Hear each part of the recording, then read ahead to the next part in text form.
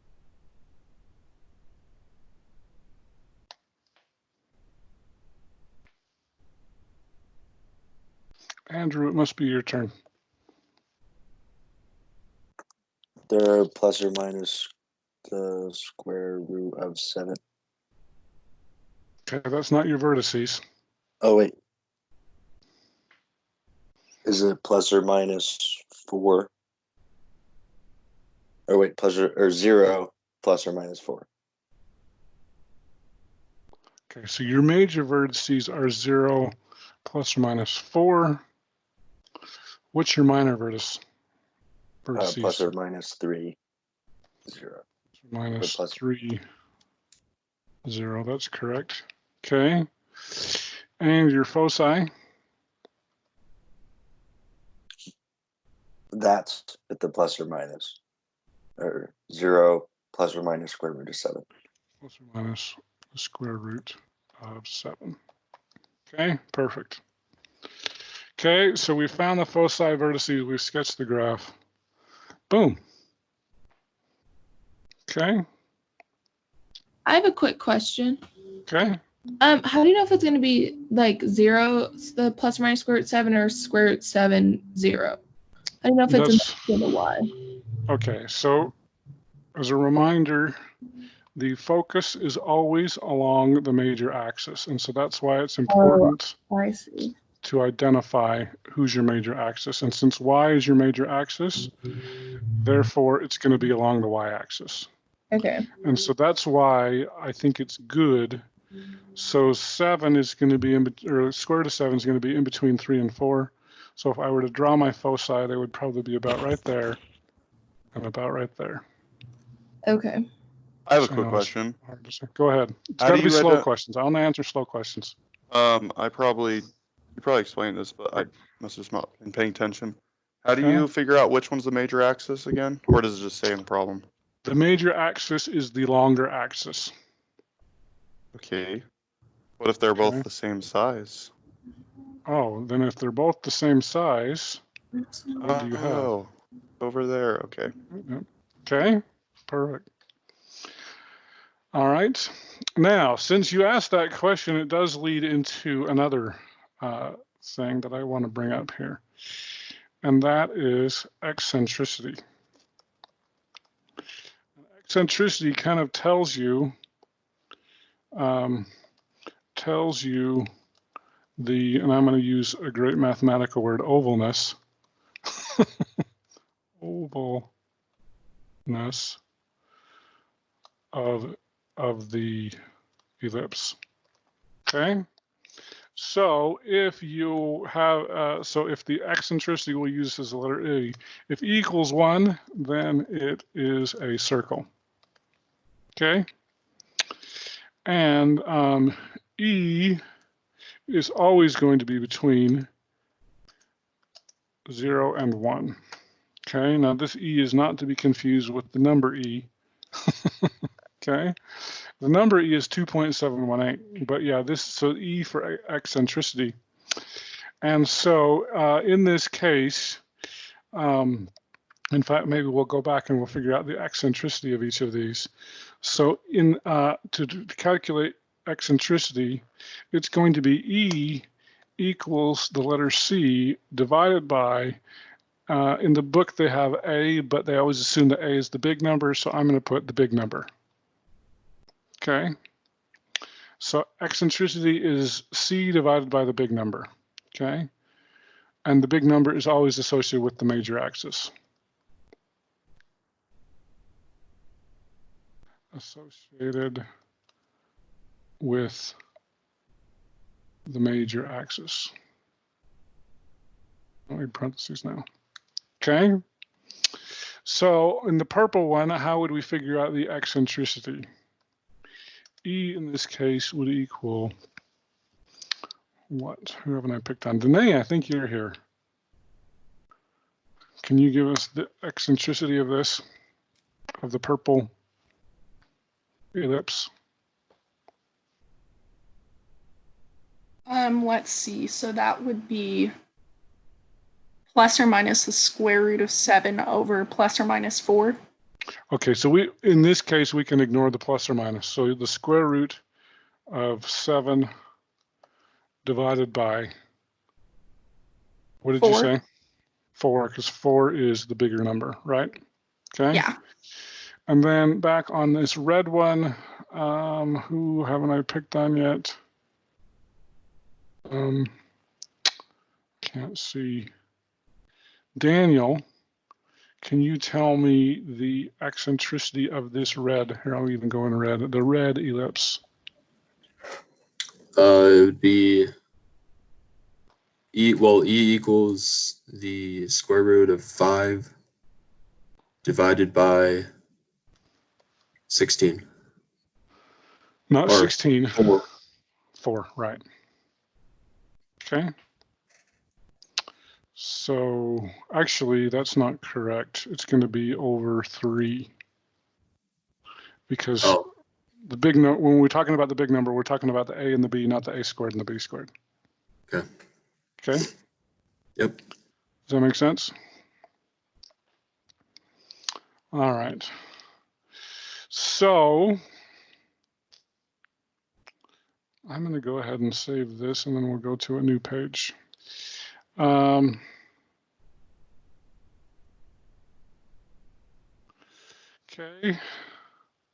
All right. So now I'm going to erase all that, and let's do. God, we might have time for 2 questions. Since we just did eccentricity, I'll do a good eccentricity question. What if I said, find the equation of the ellipse with foci at plus or minus 8, 0, and eccentricity equal to 4/5. So how would you do that?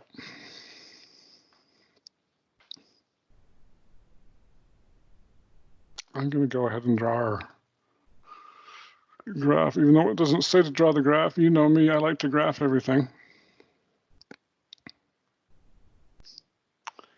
And while you guys are thinking about it, I'm going to put some tick marks up here and see. No, I'm not. Changed my mind. So what do you guys think?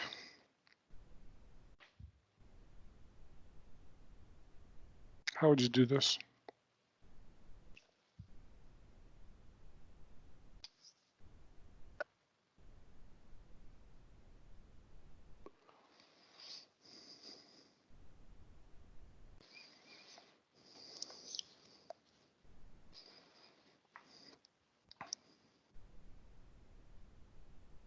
Any ideas? Would you start by marking off where your foci are? Foci. Yeah, your foci. Yeah. So where are my foci? Are they Plus up and down or left and right? left and right. Left and right. That is correct. Okay. So that's going to be 8, and that's going to be 8.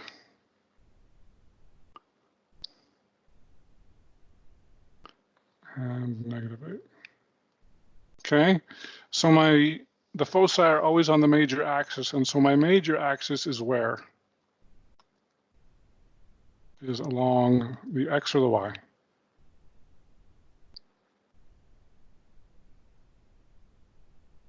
The X. The x-axis. Okay. Well done. Now, okay, so we know that's along the x-axis. And so let's go ahead and we'll start with my equation. I'm going to have an x squared plus y squared. It's going to equal 1. And I'm going to underline this. And I'm going to underline this. And we already know that right now, x is going to be the big number, right? And therefore, y is going to be the small number. Okay? Now we need to figure out how are we going to find those out.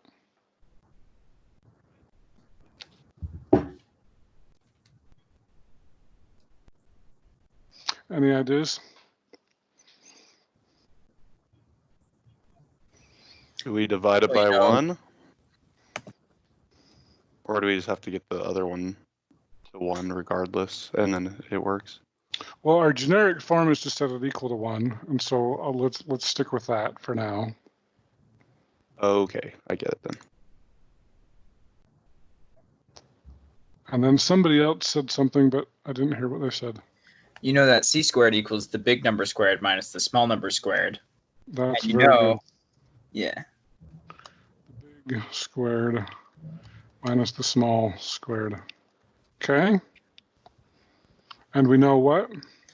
The big number has to be 10 How did you get that? because the eccentricity has to be c over the big number, and 4 times 2 is 8, and so you times the bottom by 2 as well. Okay. So we've got the eccentricity equals 4 over 5.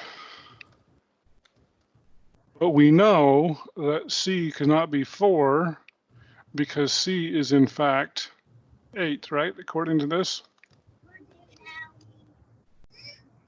Okay, so if c is 8, then to get an equivalent fraction, 5 is going to be your big number, right? So that has to be 10, right? So therefore, I know for a fact that the big number, I shouldn't have used the eraser, has to be 10 squared. So that's going to be 100. Okay. So therefore, c squared, which is since we know what c is now, c is going to be 8 squared. So 64 has to equal 100 minus the small number squared, right? Okay. So then I can subtract 100 from both sides, and I will get negative 36 equals the negative small number squared. And so therefore the small number has to be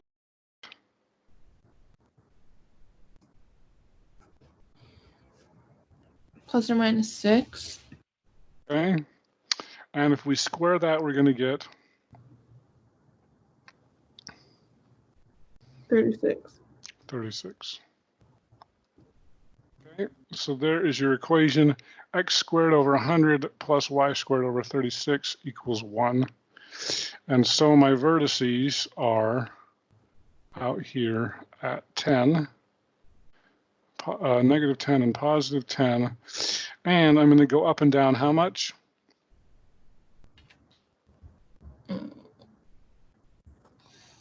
6. 6. 6 and minus 6. We're going to see how good of a ellipse maker I am here. Okay, so my miner's off a little bit, but anyway, there you have it. So yeah, so now that we've got this, we can even answer the other question. Your foci are where again?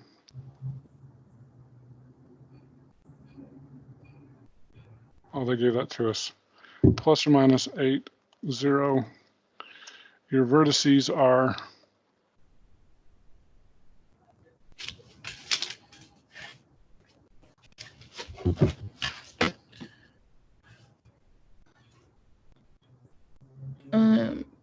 Plus or minus 8, 0. no, that's your foci. Or your plus or minus 10, 0. 0. And 0 plus or minus 6. 0 plus or minus 6. Now, just as a reminder, I think the book only cares about the major axis vertices, but I care about the minors as well. So on your test, make sure that you're giving me both the major and the minor. Is there anything else? We already know our eccentricity is 4 over 5. So I think that's that. Let's do one more example. And this one is going to be the vertices of an ellipse are at plus or minus 4, 0.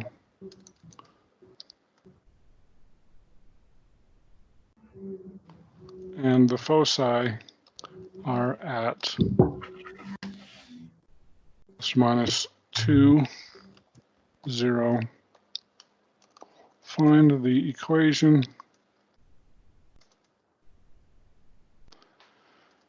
Sketch the graph and find the eccentricity. Okay. So how would you do that?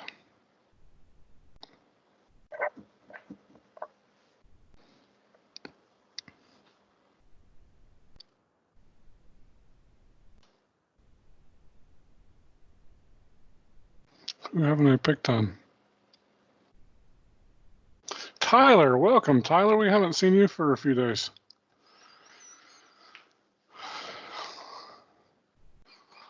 What would we do here?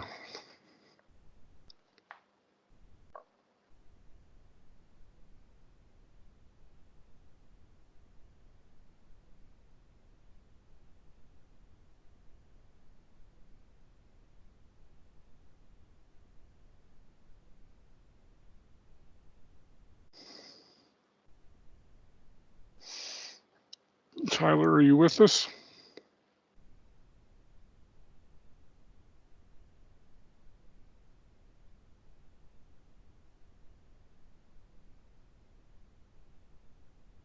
You're on mute, Tyler, if you can hear us.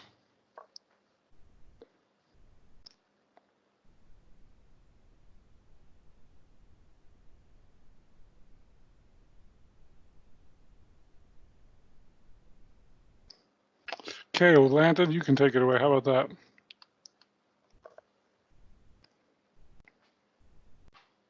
Can you hear me all right? Say that one again. Can you hear me okay? Yeah, you're a little soft. Sorry, I don't have my headphones on for this one.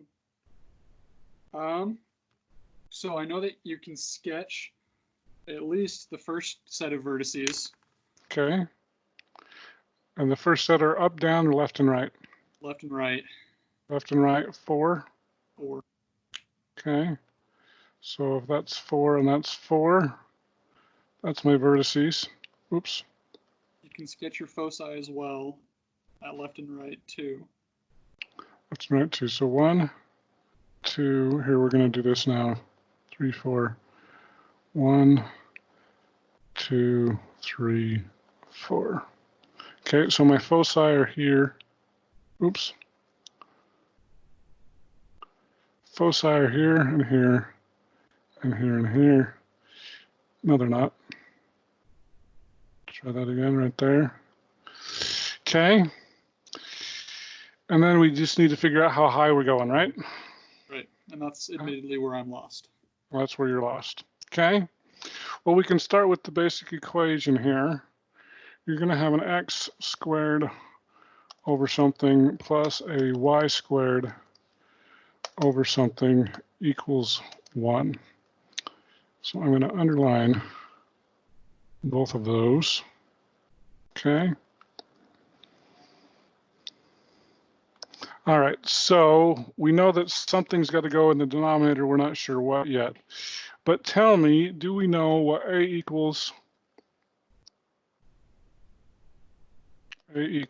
or B equals or C equals based on the information that we currently have?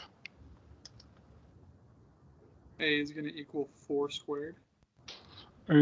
So A equals 4. Just 4. Okay. B is going to equal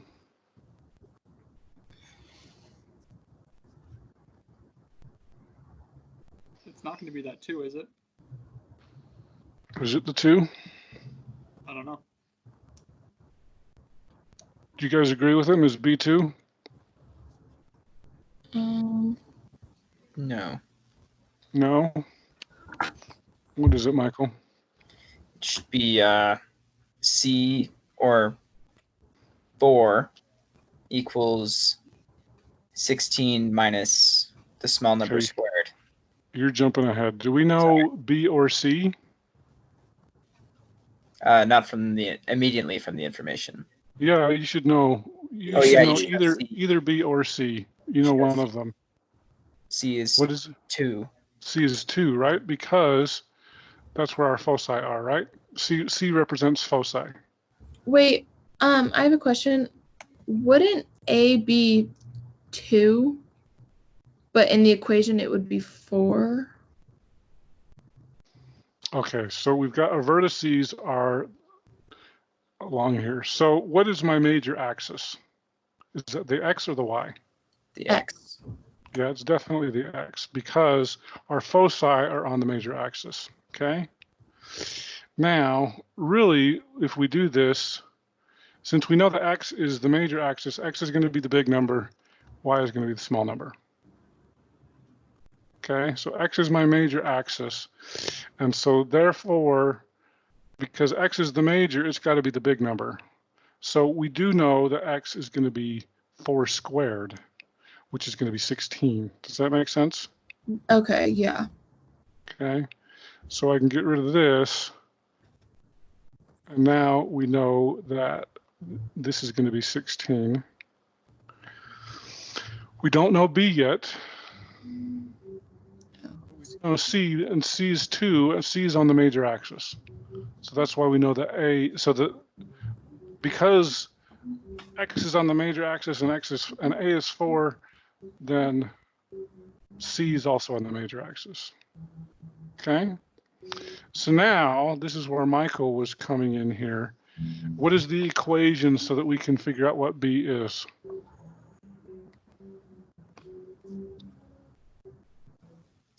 Four equals 16 minus B squared. Okay, so backing up a little bit. C squared equals the big number squared minus the small number squared. Okay? Now, say that again. So, you know, C is 2, so it's 4 So 4 is equals going to equal 16, 4 squared, because we know 4 squared is 16, minus minus the small number squared. small number squared, which we can call this one B at this point, Sure.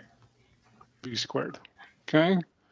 So now if I subtract 16 from both sides, I'm going to get negative 12 equals negative B squared. I can both multiply both sides by negative, so it becomes positive. And so therefore B equals the square root of 12, right?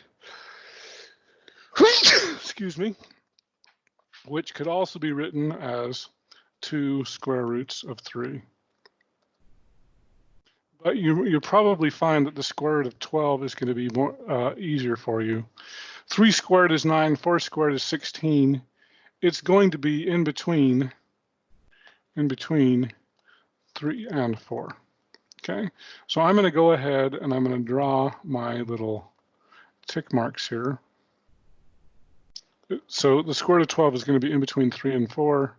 1,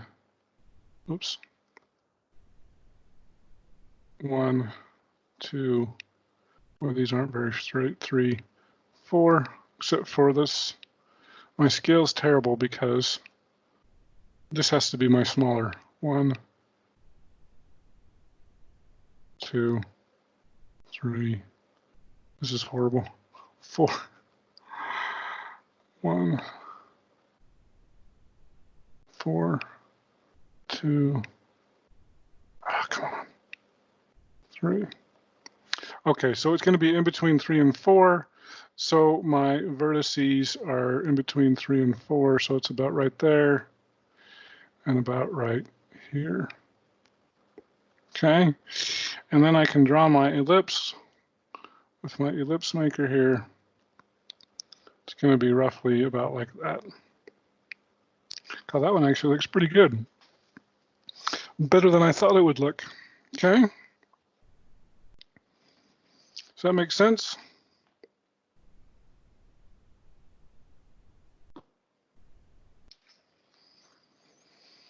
Okay. So are you guys going to ace my quiz tomorrow?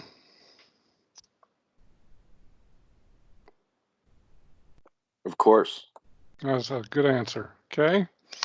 All right. So just as a reminder, so tomorrow is going to be our review day. So quiz on 7.2 is due tomorrow. Tomorrow is going to be our review day. I'm probably going to, so our quiz will be just like the regular quizzes we've been doing, multiple choice. I am going to probably, as soon as I get off the phone, I'm going to call Office of Teaching and Learning, and they're going to show me how to do a practice proctorial quiz tomorrow. So there's actually going to be 2 quizzes tomorrow. Your regular quiz that you've been used to for the past 2 weeks, and then I'm going to have a proctorial quiz. Basically, if you take it, you'll get credit for it. And I just want to make sure. I did talk to him for a few minutes before class today, and he told me, so it's a little bit different than what I said. So it sounds like I can lock it right at 60 minutes. Basically, you are going to, you'll need a web camera. There'll be no notes, no anything, but you have some scratch paper. You can print the test off if you want to. You don't have to. You will have a full 60 minutes to do it. At the end of your 60 minutes, make sure you do this before your time runs out.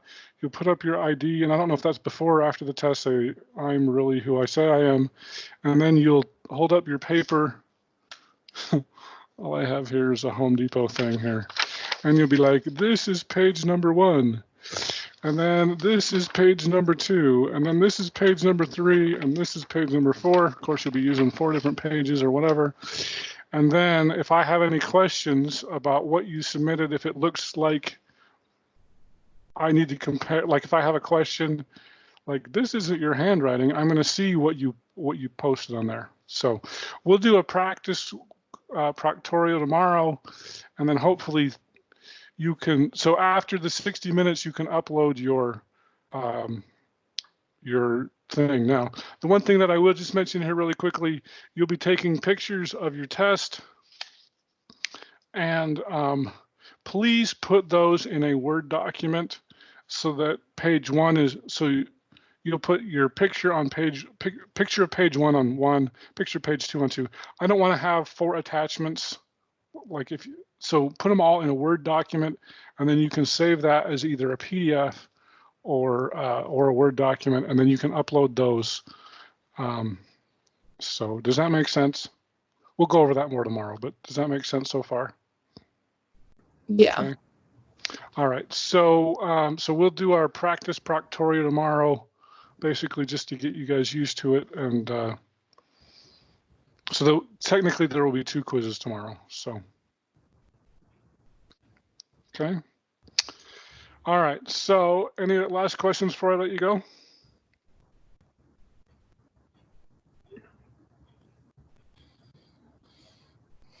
Okay.